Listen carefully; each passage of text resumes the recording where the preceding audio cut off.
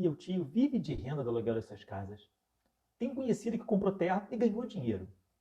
Aqui no prédio, tem apartamento até no Airbnb. Bem que eu queria ganhar dinheiro com aluguel, mas o apartamento hoje é tão caro. Ah, se eu pudesse comprar um pedaço de imóvel para ganhar aluguel e chamar de meu.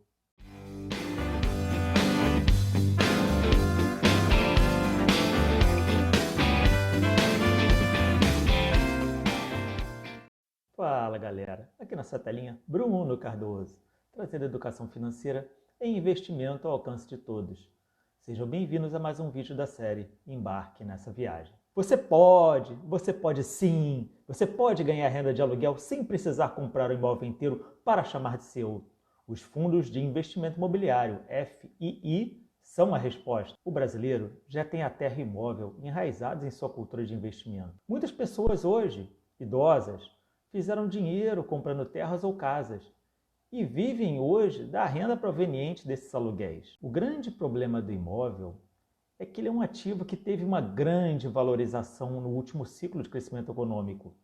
E em muitas cidades grandes, seu preço, de forma geral, está se tornando proibitivo para a maioria dos brasileiros. Entrar no financiamento longo não é uma boa resposta do ponto de vista da educação financeira e vai te fazer pagar pelo menos, se não muito mais, 2 vezes o valor da sua dívida. Também não é possível comprar apenas uma sala, um banheiro ou só a varanda de apartamento. Você precisa comprá-lo todo.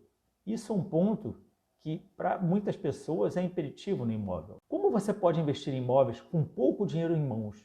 Inclusive nos imóveis comerciais, que é onde mora o grande dinheiro. A resposta são os fundos de investimento imobiliário, também conhecidos pela sigla FII. Eles são condomínios de cotas negociadas em bolsa. Cada uma dessas cotas te dá direito a receber um pedaço da renda gerada pelo aluguel de um ou mais imóveis que pertencem à carteira desse fundo.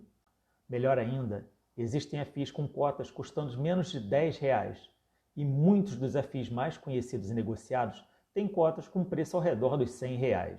Agora sim, está ao seu alcance investir em imóveis para a geração de renda, mesmo com muito pouco dinheiro. Curtiu, não é? Então aproveita, se inscreve no canal, aperta também o sininho com força. Assim, você terá acesso a todos os vídeos desse canal e será sempre o primeiro a ser informado quando um novo vídeo sobre educação financeira e investimentos for ao ar.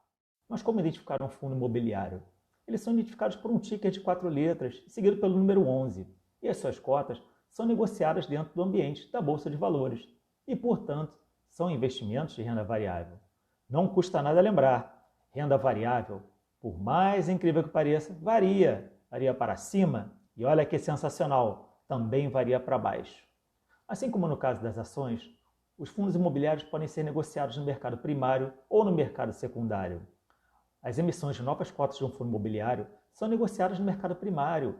Elas são criadas com o intuito de arrecadar dinheiro no mercado, que é normalmente usado para o quê? Para a compra de mais imóveis para o fundo. Já o mercado secundário é onde ocorre a livre negociação de compra e venda das cotas entre pessoas e instituições. O fundo imobiliário tem uma característica de geração de renda bem procurada pelos seus investidores, pois a grande maioria dos fundos negociados faz pagamento mensal de rendimentos aos seus cotistas, dando alta previsibilidade ao seu fluxo de caixa. Melhor ainda, o fundo tem que distribuir 95% dos lucros auferidos sobre o semestre, sob a forma de rendimento aos seus cotistas. E esses rendimentos são, de forma geral, isentos de imposto de renda. Outra característica que atrai os investidores é a baixa volatilidade. Enquanto o índice de ações pode subir 2, 3% até mais um dia e no dia seguinte cair tudo isso de novo, o índice FIX, que se refere aos fundos imobiliários, sobe e desce com uma baixa volatilidade, sendo mais amigável àqueles investidores que têm um perfil um pouco mais conservador. Mas e um preço de um fundo imobiliário? Olha, o preço do fundo imobiliário tende a variar de forma inversa da expectativa da curva de juros. Se a expectativa pela queda de juros e rendimentos menores na renda fixa, o preço de um fundo imobiliário tende a aumentar. Já numa situação inversa, onde há expectativa de alta dos juros, o preço do fundo imobiliário pode sofrer um pouco. Isso tudo, claro, dentro das tradicionais CNTP, condições normais de temperatura e pressão, daquelas aulinhas de antigamente. Este comportamento ocorre de forma a manter o yield pago pelos fundos imobiliários dentro de uma expectativa de mercado. O que seria o yield de um fundo imobiliário? Assim como nas ações, o yield corresponde ao quociente entre o total dos rendimentos pagos por um fundo imobiliário em um dado ano e o preço desse fundo imobiliário. Aproveite essa ligeira pausa, curta o vídeo, deixe seu like aqui embaixo. Retomando, afinal, que tipos de fundo imobiliário existem no mercado? Vamos focar em 4 principais tipos: tijolo, papel, fundos de fundos e fundos de desenvolvimento. Essa é a primeira característica de um fundo, o seu tipo. Vamos começar pelo mais fácil e talvez o mais comum, o fundo tijolo. Tijolo é só uma forma de reconhecer que o fundo trabalha com imóveis reais e recebe sua renda principal sob a forma de aluguel desses imóveis. Os aluguéis recebidos são descontados de custos e despesas do fundo, além das taxas internas, como taxa de administração cobrada pelo gestor. E o que sobra depois, após a alocação também das eventuais reservas, é distribuído ao cotista como rendimento. Entenda que, quando nos referimos a imóveis, estamos tratando de uma grande gama de setores. Alguns exemplos: escritórios corporativos no centro de grandes cidades e que são alugados por empresas, shopping centers espalhados por todo o Brasil, galpões logísticos e industriais próximos das principais rodovias e pontos de escoamento de produtos, hotéis, hospitais, agências bancárias, prédios de universidades e até, em alguns casos, empreendimentos residenciais. O setor ou segmento em que o fundo atua é a segunda característica dele. Então, por exemplo, você terá fundos focados em participações em um ou mais shoppings espalhados pelo país. Outros fundos podem focar em comprar galpões logísticos e por aí vai. Podemos considerar como características adicionais: se o fundo detém apenas um prédio, ele é chamado monoativo. Se ele é dono de múltiplos prédios, ele é chamado de multiativo. Outra característica adicional é se o fundo possui apenas um inquilino, um grande inquilino, ou se ele tem diversos inquilinos. Às vezes, o fundo pode até ter mais de um inquilino, mas se ele representa um percentual tão grande da renda total, como por exemplo 80%, o comportamento vai emular aquele de um fundo monoinquilino. Mas por que te interessaria saber se há diversos prédios em um fundo e se o dinheiro do aluguel é pago por um ou mais inquilinos? Não é dinheiro do mesmo jeito? Interessa e muito, por conta de algo chamado risco. Vamos ver alguns dos principais riscos de um fundo de tijolo? Risco número 1, risco de inadimplência. Significa a falta de pagamento de um ou mais inquilinos. É fácil perceber o estrago que a falta de pagamento por parte de um inquilino pode causar nas receitas de um fundo, especialmente no que tem apenas um único inquilino. Ou, no caso de um fundo, em que boa parte da sua renda dependa de um único inquilino da mesma forma. Uma forma de mitigar esse risco é ter um fundo que tenha múltiplos inquilinos. Assim, mesmo que um deles fique inadimplente, a receita do fundo sofre impacto baixo. Risco número 2, risco de vacância. Significa um ou mais inquilinos encerrando o contrato de aluguel. Novamente, se há apenas um único imóvel ou poucos inquilinos no fundo, ele sofre muito mais com uma eventual vacância. Uma faixa do fundo que esteja sem inquilino não gera renda de aluguel. E ainda por cima, gera custo de condomínio e taxas imobiliárias diversas, como IPTU, que você bem sabe. Mais uma vez, ter um fundo com diversos inquilinos ou diversos imóveis reduz o impacto desse risco na sua renda. Outra forma de trabalhar essa mitigação de risco é procurar fundos que tenham contratos atípicos com seus inquilinos. O que são contratos atípicos? Contratos atípicos são contratos com prazo definido, usualmente bem longo, e no qual o inquilino, caso deseje sair, vai precisar pagar boa parte ou totalidade do aluguel restante. 3. Riscos físicos. Riscos de acontecimento físico, como inundações, incêndios e até necessidade de obras emergenciais. Um acidente, como um incêndio, por exemplo, pode causar impacto na forma de redução da renda recebida pelo fundo, se não houver alguma cobertura por meio de um seguro, bem como aumentar temporariamente as despesas, pois nesse caso de incêndio, algum reparo será necessário. Fundos com vários imóveis reduzem o impacto desse risco em sua renda. Vimos bastante informação sobre os fundos de tijolo, mas e os demais tipos de fundos? Vamos ver o segundo tipo, fundo de papel? Fundo de papel tem foco em investir na aquisição de títulos de renda fixa voltados ao financiamento do setor imobiliário, como, por exemplo, LCI, as letras de câmbio imobiliária, e CRI, Certificado de Recebíveis Imobiliário. Como já vimos em nosso vídeo de renda fixa, LCI são títulos emitidos por bancos para o financiamento do setor imobiliário. A compra do título dá direito a receber o seu capital acrescido de juros no seu vencimento.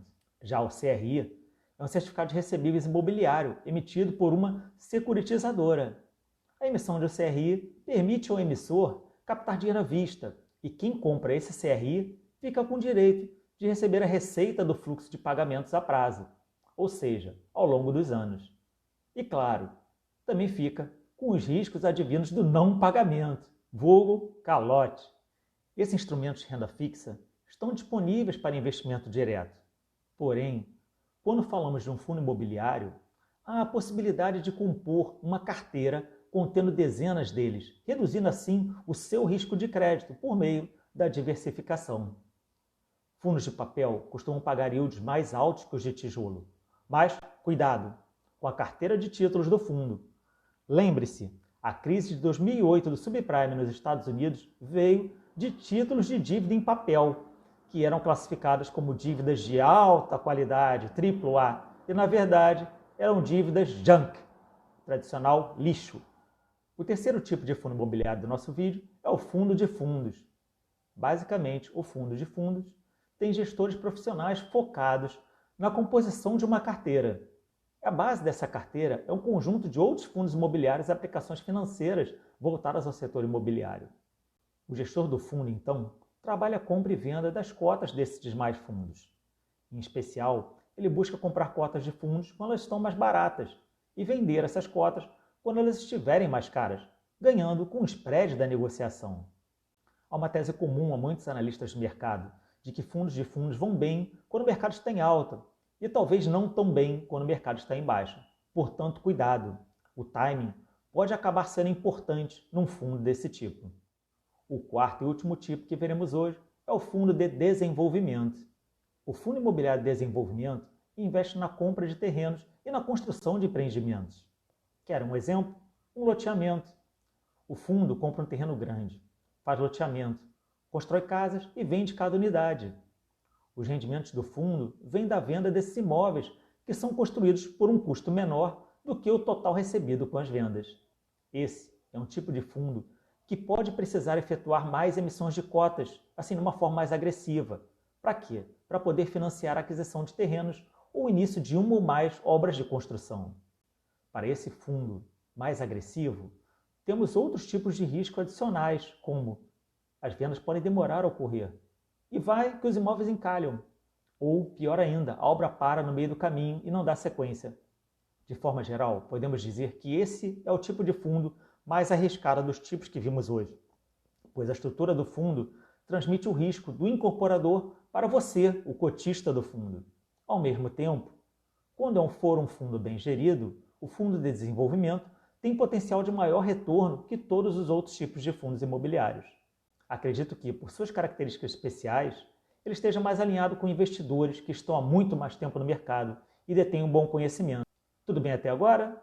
Tudo ok com todos esses diferentes tipos de fundo imobiliário? Quer continuar a conversar sobre fundos imobiliários? Então siga meu Twitter, @BrunoBRCard, um espaço para conversarmos sobre educação financeira e investimentos em geral. E aquela pergunta que não quer calar: preciso pagar imposto de renda? Vimos que os rendimentos pagos pelos fundos imobiliários são isentos de imposto de renda, pelo menos até a aprovação da reforma tributária. Existem alguns casos em que o rendimento não é isento, mas são casos muito especiais e mais raros. Para ter que pagar imposto sobre o rendimento, é necessário que 1. O fundo seja muito pequeno, com menos de 50 cotistas. 2. Ou o caso de você ser aquele grande investidor que detém mais de 10% das cotas de um fundo imobiliário. Tirando isso, é isento. A venda de um fundo imobiliário, ao contrário das ações, não tem isenção para nenhum valor.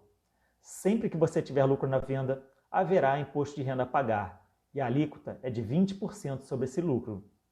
O lucro é calculado com base no preço médio, assim como nas ações. O cálculo do preço médio é bem simples. Ele é o somatório da multiplicação entre a quantidade comprada e o preço da sua compra. Esse somatório será dividido pela quantidade total de fundos que você possui, cotas de fundos. Vejamos um exemplo.